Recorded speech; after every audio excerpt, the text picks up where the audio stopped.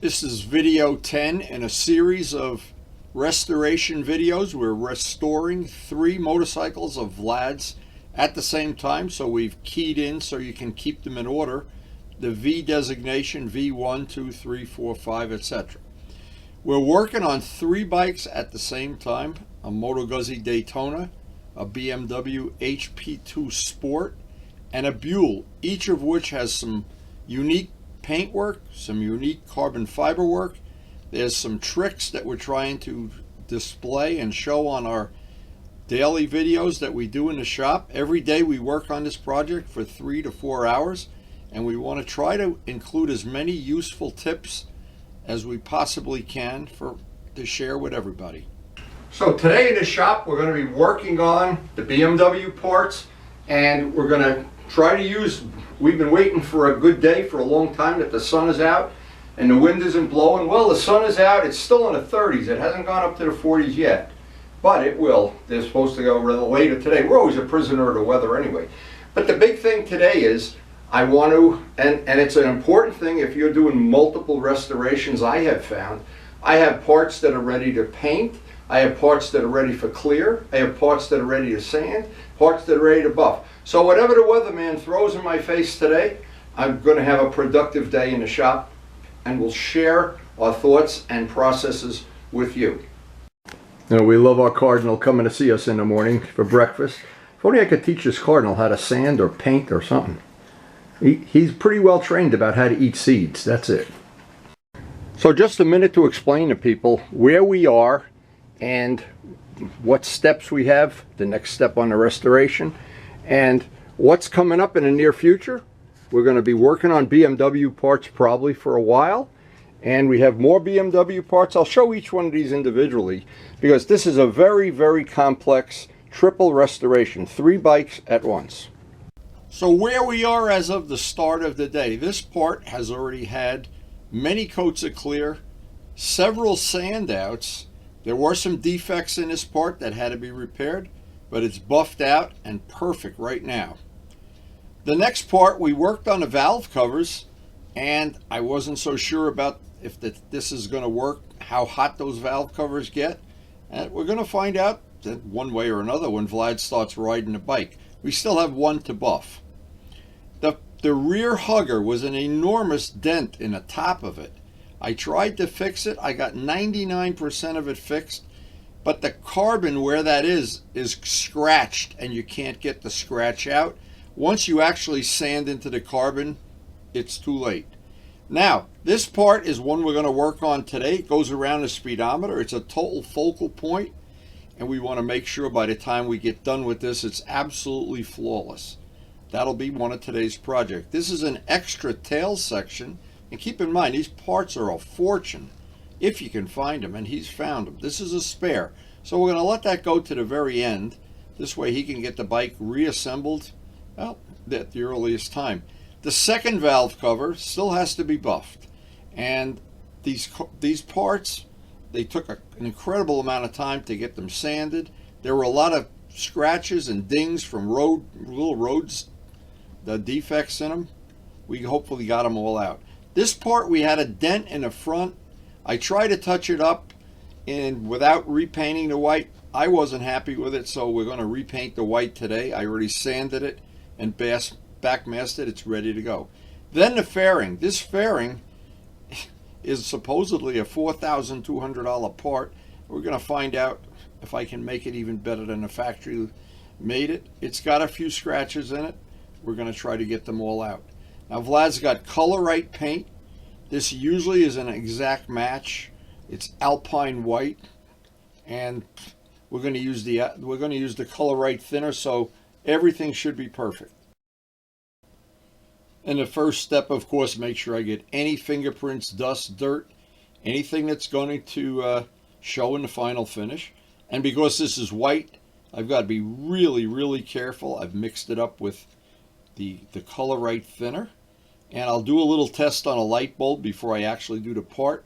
So if there's any chance this is not going to match for whatever reason, I know it ahead of time. Bleed the compressor. Make sure every time I use it, I bleed the compressor, close the valve, and I'm ready to build up some pressure. and go outside. Now the trick that I've been using for many, many years, many thin coats. Not like I'm painting a car, exactly the opposite. Like I'm painting a model plane. Back and forth, over and over. And until I'm happy that I have this white as good as I can, this will go into the garage, dry for a couple hours while we're working on other parts for this project. And mix up some soapy water, a little bit of dish soap, any kind of soap. Get the water, some nice warm water, and some 2000 grit paper. And this is the system we've been using with good success. Now I'm putting this part in fast forward so the video doesn't get too long and cumbersome. Now, the whole secret to this is, even a small part like this, there are a lot of mountaintops on this part. That'll be very easy to go through. I'm trying to avoid the mountaintops. Constantly wiping the part off, looking for any of the little flaws, the dust that might be in the paint, anything like a little tiny fisheye, a little anything that I want to get out with. Before I even open up the 8065, I want to get this part flawless. And anything I can see while it's flat like this, the little shiny spots would be the imperfections. I call them little moon craters or fish eyes. There aren't many on this. It's just like tiny little things, but I want to get even them out, because this is a part that sits on top of the gas tank, and you can see this from a mile away. If there's going to be a scratch or a flaw in this, it's going to jump right out at you. Not like a scratch on the bottom of the oil pan that you probably won't even see. And the secret to this is just going back and forth. Wipe the part, find a spot that has a little defect, sand it, 2000 grit, go back, wipe it off, candle it up against fluorescent light, always under fluorescent light. This is the kind of work that if you do it under fluorescent light, what happens is the flaws show a lot more obvious than if you sand under incandescent, or the worst scenarios is sunlight. The fluorescent lights allow every little defect to come right to the surface. You see it, you can spot it, and of course I'm only doing the parts of this part that are visible. The parts that are not visible are going to be underneath some other bodywork. I'm not going to bother with that. But back and forth, and it really, at some point in time, you're happy with it. We get out our 4CR 8065. This is my first choice to work with 2000 grit paper, and this is the system I've used with really good results and good success, and a brand new pad every time. Now, a part like this, there are really two steps that I like to break it down into 2 steps. First step, all of the flat areas and not the valleys and not the mountaintops, I can get with the small buffer. And 8065 does a nice job of cutting the paint. Because this is in fast forward, it's fast forward by 10 times, by the way. And this will get a big part of it done, but there's always the part at the end. Once I'm done with the buffing machine, and I like to use the small one. I have a big one and a small one. And these you can get at Harbor Freight for under $20. And there's only so much you can do with this, Donna. You can't use it to do the little valleys. You've got to get your finger down into the valley. If you try to do it with the machine, it just makes, well, not a perfect job. I like to do the second part of it, I do by hand, and it's just like detailing a car or anything. Look at it, wipe it off, look at it, look for another dull spot or a spot you missed. Anything that looks like a flaw. If you have any part that isn't shiny, that it's going to be visible on the final part. Right now, just doing it by hand is the way to, make it as perfect as you can. And the big thing to remember here is this is time consuming. And the only thing, when you're done, look at it under fluorescent light, look at it from every possible angle, and if you see anything that you're not happy with, any little paint flaw or anything like that, well, right now is the time to fix it before you move on. Now, it's always a good idea to use some heat when you're going to take tape off, especially if the tape has been sitting out in a cold garage or in a cold cellar for any length of time. And it never hurts to have it warm. The warm releases the tape, a lot less chance you're going to do any damage. I wanted to clean this really thoroughly again with M600, because this is a white part and you're going to see any little flaw. The Gavco is a crystal clear, and it's going to show if there's any specks in that white, any little defects in the carbon, it's going to show. And the trick here that I've learned over many years of painting model airplanes, painting cars and everything, is a lot of thin coats, especially with the 4-to-1 clear. And always wear a mask when you're using 4-to-1 paint. The other paint, you could use it, but the 4-to-1, you must use it. You will see why if you don't use it. No, I won't go any further than that. Wear a mask, that's the easiest way. And lots of thin coats, lots of thin coats, lots of thin coats. And that has worked for me so well in the world of model planes and in the world of what I'm doing right now, motorcycling. And the other trick that's real useful, see, I've started spraying before I ever get to the part. And once the gun is releasing paint, take a split second, anything that's going to spit at the beginning or the end, and then I can just bring it out, bring it right onto the part. And at this point, my finger never comes off the trigger. I'm putting this in real time so that you can see how long this typically takes in real time to put on one coat. Now in this case, I put on 3 coats, but each one was very thin, and each one had at least an hour or more to dry. So during the course of the day, I was working on other projects and I had things to do for Karen. And so having the paint in the gun, because it's cold, I didn't have any worry that the paint in the gun was going to kick off. And this really turned out to be, this was an exceptional day for painting because of the temperature. It did come up to about 40 degrees. The paint was laying down beautifully.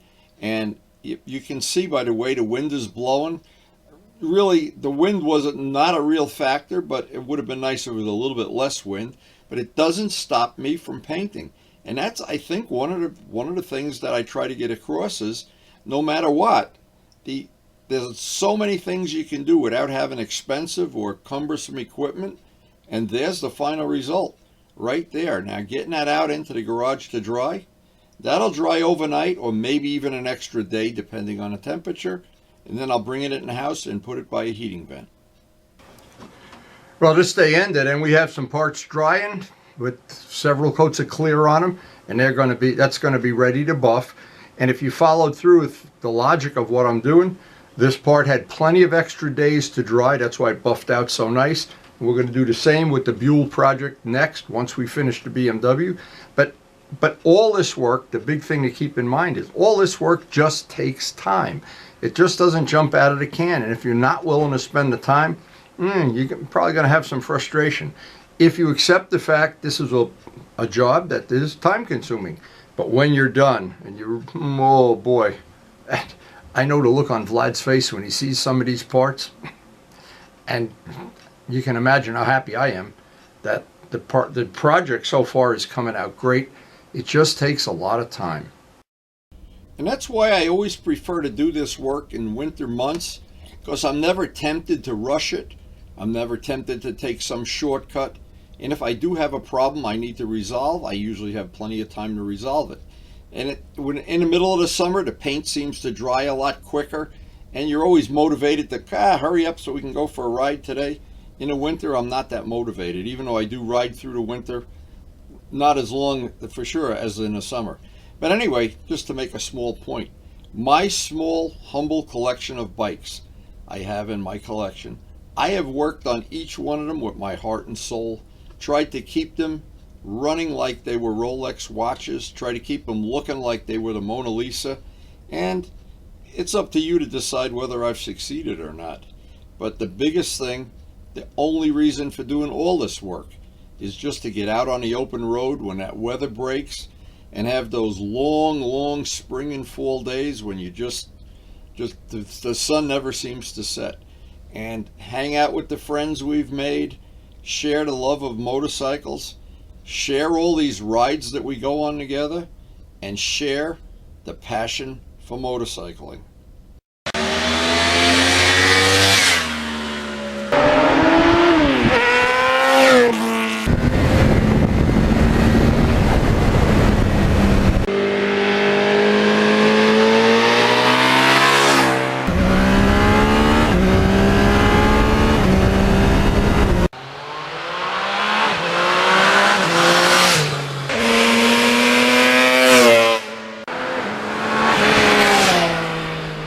Thanks so much for watching.